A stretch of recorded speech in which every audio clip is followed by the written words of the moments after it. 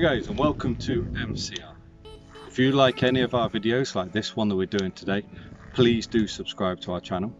Also press the bell icon so you get notified whenever any new videos come out. Now, Mercedes-Benz has been manufacturing cars since 1929. When you think of Mercedes-Benz, you think of luxury, sports, classy, sophistication. Well, in 1997 they first manufactured the A-Class.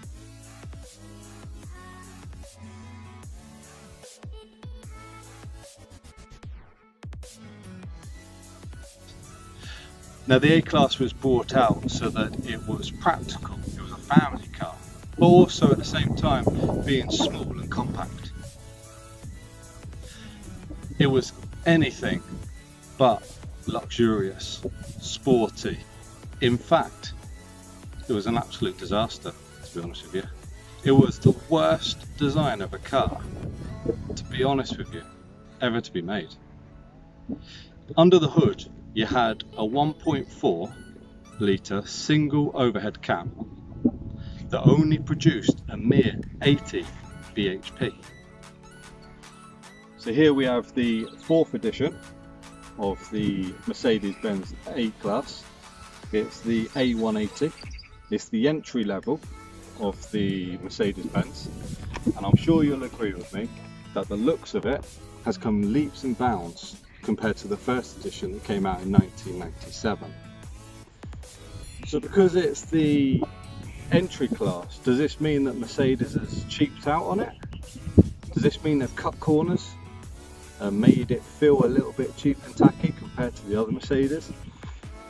Well, I'll tell you what, let's have a look and find out for ourselves. So here we are, we're sat in the 2019 Mercedes A180. Now these seats here, they're actually made from Artico, which is a man-made fabric. To be honest with you, to have a feel of them and to see them, they actually look genuine. Mercedes say that they've actually done this and used this material as an environmental upgrade. It's not meant to be that they didn't want to spend the money and put real leather in it. But to be honest with you, like I said, when you feel them and when you see them, they do look like the real thing. So me personally, I don't think it's a big deal that they actually use man-made fabric rather than the actual real leather. So what do you get with the A-Class? Well, it's the standard base model that we've got here, the SE. And you get your split screen digital display, which is right in front of you. It's the smaller screens because it is the base model. It doesn't cover the whole lot, like if you get the AMG it will cover the whole lot. But it's clear enough, it's nice. It looks pretty smart. If I just... So there we go. There's the speedo right there. And you got your petrol gauge there. So I think it's not too cluttered. It's nice and simple, nice and easy. It's very clear to read. The thing we're sitting here is, do you feel like you're in a low budget car, the base model? Well, even such things as opening and closing the door, you get that nice thud to it that comes along with a good solid car like Mercedes themselves. So no, I don't think they have cut corners. They haven't cheaped out on anything. You still feel like you're in a decent car. We'll just have a quick look at the moment on the storage space that you get. Obviously here you get your glove box, which is a pretty decent size in there. You get a little storage here which holds your 2 cups there, which is a great design if you ask me. There's so many cars these days that seem to put them in the way of either the gear stick, I mean bearing in mind this is the automatic version, the gear stick or the handbrake. But I've actually thought about this, Mercedes have, and they've put them there, which is not in the way of anything, to be fair. You've got your sat nav and your maps and your radio and your telephone right there. Just like the BMW, to be fair, it's easy to use. It's very self-explanatory. Now this is the interesting fact, is when you sit in one and you're not used to them, you could be like, well, where's the gear stick? Because that's not one. That's just a handrest. Your gear stick is actually a stalk right there. So you got up for reverse, down for drive, middle for neutral of course, and then you press that button for park. You also got your flappy paddles on this. Just wanted to show you this here quickly. I think this is quite a cool design actually. It's a little bit different. It reminds me actually a bit of the Mustang with these here. So that's obviously your temperature, and that gives you where your fans actually going. You got your aircon there, air circulation. That's your hazards as well, as you can see. I just think they've finished it off nicely. They've made it look pretty smart. So as we come down the center column here, we have another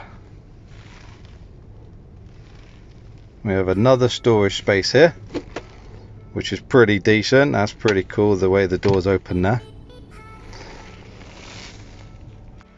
But sitting in there, it's comfortable. The seats are comfortable. You don't feel cramped. It's nice. It's airy. You've got nice LED lights up here. You've got your SOS there, which is what you had in your BMW as well, if you remember that video. It's well thought of, this car, despite the fact that it is only a base model. I'll tell you what, let's have a look around the outside and let's see what you think about the outside of it.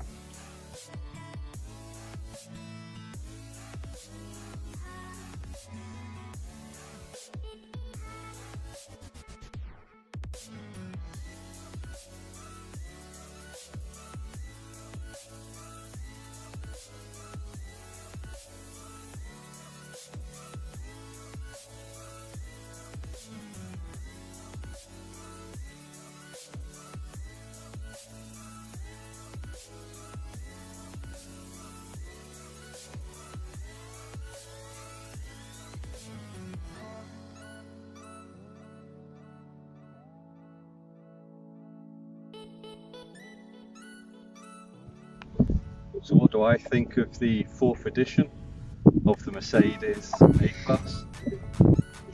I really feel that Mercedes has redeemed themselves after making what could only be described as the worst decision in the history of car manufacturers, making the A-Class back in 1997. The 2019, the 4th edition, is such a beautiful looking car, and it's so nice inside. You don't think, like I said before, that they've cheaped out.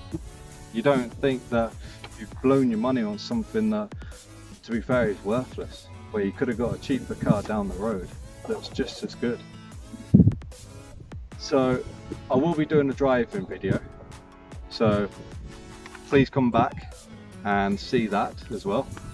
So I'd love you to subscribe to my channel and press the bell icon as well, so you'll get all notifications when new videos such as this one comes out. I'd like to thank you for watching and for taking the time as well to watch my videos. I really do appreciate it. Hope you've enjoyed it. All comments are welcome. Have a good evening. I'll see you later. Bye.